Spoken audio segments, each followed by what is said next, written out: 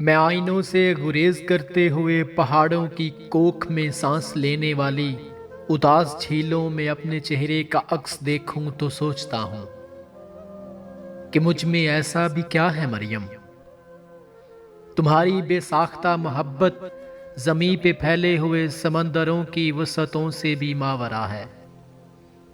محبتوں کے سمندروں میں بس ایک بحیرہ ہجر ہے جو برا ہے مریم۔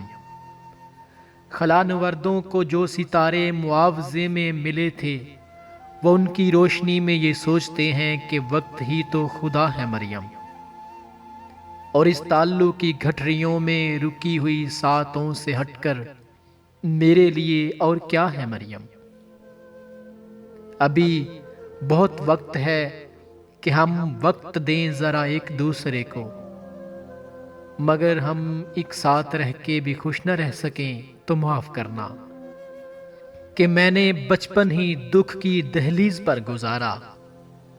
میں ان چراغوں کا دکھ ہوں جن کی لویں شب انتظار میں بجھ گئیں، مگر ان سے اٹھنے والا دھواں زمان و مکان میں پھیلا ہوا ہے اب تک۔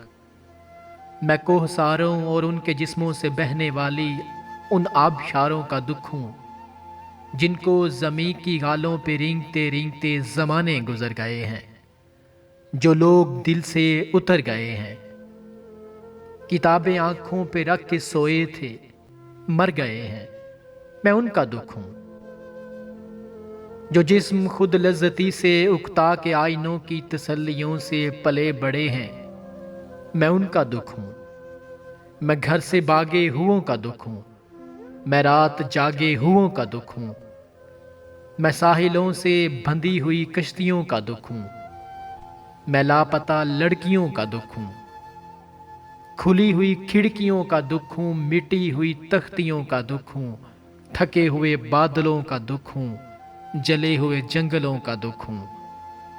جو کھل کے برسی نہیں ہے میں اس گھٹا کا دکھ ہوں، زمیں کا دکھ ہوں، خدا کا دکھ ہوں، بلا کا دکھ ہوں۔ جو شاخ ساون میں پھوٹتی ہے وہ شاخ تم ہو، جو پینگ بارش کے بعد بن بن کے ٹوٹتی ہے وہ پینگ تم ہو۔ تمہارے ہونٹوں سے ساتوں نے سماعتوں کا سبق لیا ہے، تمہاری ہی ساکے صندلی سے سمندروں نے نمک لیا ہے۔ تمہارا میرا معاملہ ہی جدا ہے مریم، تمہیں تو سب کچھ پتا ہے مریم، تمہیں تو سب کچھ پتا ہے مریم۔